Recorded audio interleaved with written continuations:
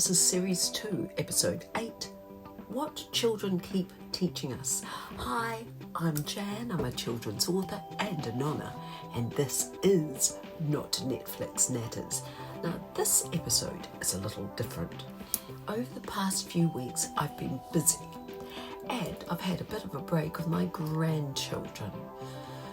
There were lots of books, a trip to the library, actually many, very little screen time and lots of time to play. A bus trip to the movies, which was more like an adventure, and a family outing to the King's Estate for the Balmoral Run. Our granddaughter competed and we were so incredibly proud of her. She had a lot of fun. My break with the grandchildren reminded me that both children now move through the world rather faster than I do. I've spent a lot of time trying to be at their level, both physically and mentally. And over that time, something became very clear to me. Children keep on teaching us what matters. They're more discerning than we realise. And one of the biggest things I've taken away from this series and from my time with my grandchildren is children are not passive. They're discerning. They know what they like. They know what they don't like. And they're very good at spotting when something feels forced or contrived. They don't always say it though, but they do show it. And what they return to, and what they ignore, and what they ask for again and again.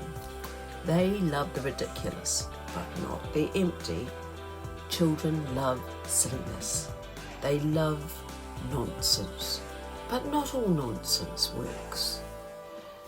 What they respond to is meaningful silliness, if there's such a thing. You know, that kind that sits in the story that goes somewhere. They want adventure, tension, resolution, humour, and a bit of chaos, and a safe return. They're not looking for noise, definitely not.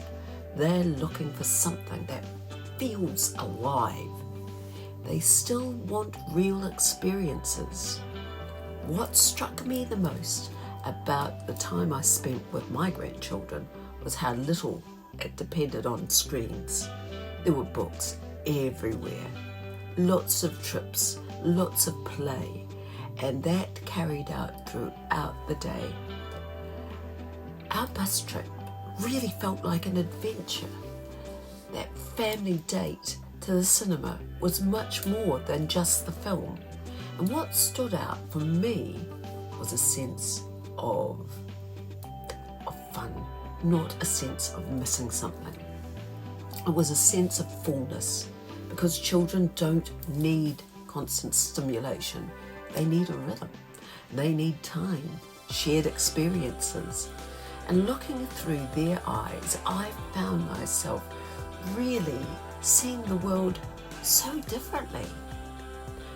Not to romanticize it, but to notice it properly. What makes them laugh? What makes them repeat things? What they dismiss? What they return to? And the more I watched, the more I realised how much this series has quietly been confirming in real time. Across this series, we've explored authenticity versus manufactured perfection, why children need characters who make mistakes, who decides what's appropriate, the complaints versus the clicks, and why some characters are more memorable than others, and why some stories feel so alive. And beneath all of this is a deeper question. Do we trust our children to recognise what's real, engage with tension, enjoy silliness, tolerate uncertainty, and form their own attachments? Some may underestimate children trying to protect, explain, optimize and manage every experience. By doing this, we may flatten the very thing that brings children's lives so much richness. You see, children don't need curated childhood experiences. Rather, they deserve a lived one.